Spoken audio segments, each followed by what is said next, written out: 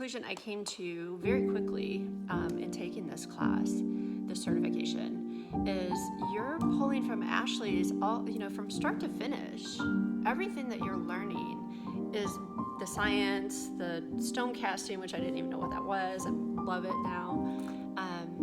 It's all from Ashley, who's just, her experience is just massive, and just, the way she teaches is so intuitive. Like, a question will pop in my head, and like within 30 seconds, she's answering that question. It's just so amazing. It's so well thought out, so well laid out, just so much information.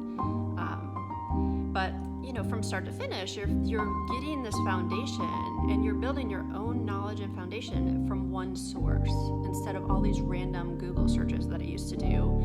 And then I couldn't even really build my own knowledge base of crystals because it was like ping pong, like all over the place. Hear about this, hear about that, read about this, read about that.